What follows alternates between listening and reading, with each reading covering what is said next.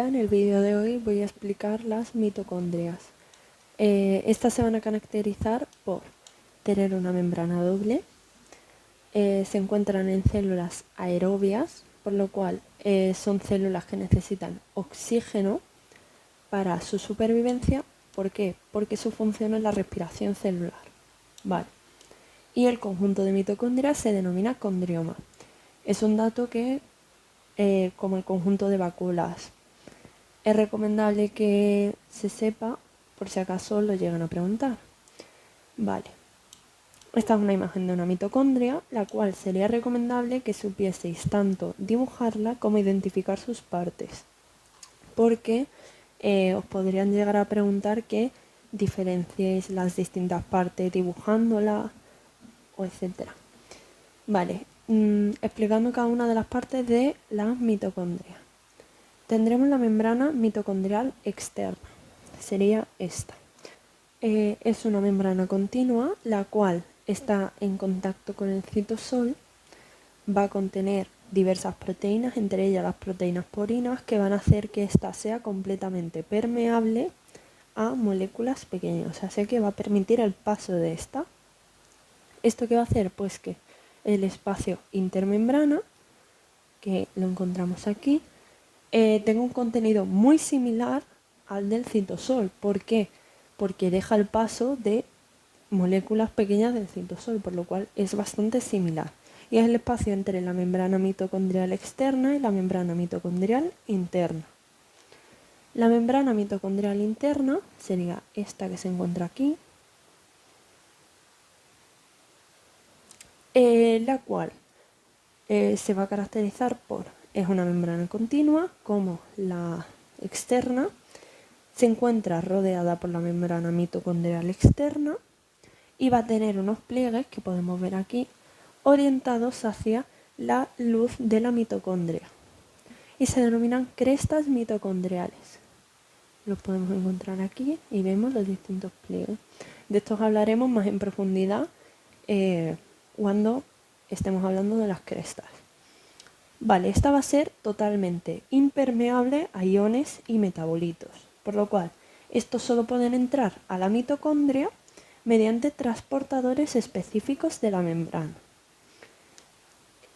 Por lo cual la membrana mitocondrial interna va a contener diversas proteínas, entre ellas las proteínas transportadoras de metabolitos, proteínas de la cadena respiratoria y ATP-asa mitocondrial. El siguiente del que vamos a hablar va a ser la matriz mitocondrial. Este va a ser el espacio delimitado por la membrana mitocondrial interna. Va a ser este espacio central que podemos encontrar aquí. Y este va a contener el ADN mitocondrial, los mitorribosomas, gránulos de electrones, iones, metabolitos, enzimas. Y estas enzimas van a ser responsables de importantes rutas metabólicas: la descarboxilación oxidativa del piruvato, el ciclo de Krebs, la beta-oxidación de ácido graso, la síntesis proteica. Son distintos procesos bastante importantes. La siguiente parte de la mitocondria de la que hablaremos son los mitorribosomas, que se encuentran aquí.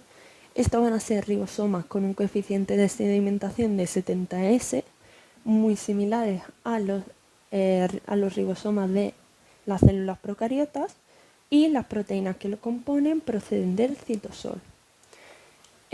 También tendremos el ADN mitocondrial, el cual es ADN circular y desnudo, bastante similar a el ADN de células procariotas, el cual se va a caracterizar por la codificación de la síntesis de prácticamente el 5% de las proteínas de la mitocondria, lo que va a hacer que éstas tengan cierta autonomía respecto a la célula, porque estamos hablando de que contiene tanto ADN como ribosomas, etcétera, por lo cual es pseudoautónoma, porque contiene tanto su material genético, etcétera, puede sintetizar proteínas.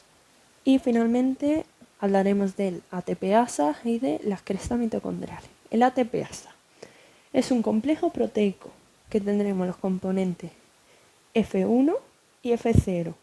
El F1 está formado por 6 proteínas periféricas que se disponen en forma de gajos de naranja o de mandarina alrededor de un eje que se va a anclar a la membrana, porque estos se van a encontrar anclados a la cresta mitocondrial. Y el componente F0 consta de proteínas transmembranas que forman un poro por el que fluyen los protones que estimulan la síntesis de ATP del componente F1, porque en el componente F1 será donde se da lugar la síntesis de ATP. Y finalmente las crestas mitocondriales son repliegues de la membrana mitocondrial interna y en ellos se va a localizar las enzimas de la cadena respiratoria y el ATPasa mitocondrial. Vale, finalmente vamos a hablar de su función. Las mitocondrias son orgánulos que van a generar energía, o sea, ATP, mediante distintos procesos catabólicos que van a conformar la respiración celular. Estos van a ser la oxidación de metabolitos mediante la descarboxilación oxidativa del piruvato, que hablábamos que se daba lugar en la matriz mitocondrial, el ciclo de Krebs y la beta-oxidación de ácido graso, que todo esto se daba lugar en la matriz. La obtención de ATP se da mediante la fosforilación oxidativa, que depende de la cadena transportadora de electrones. Y finalmente se da la síntesis de precursores de importantes rutas anabólicas. Este sería prácticamente un esquema de las mitocondrias. No habría que profundizar más allá en los distintos procesos catabólicos y anabólicos, como nombré en el vídeo anterior de los peroxisomas.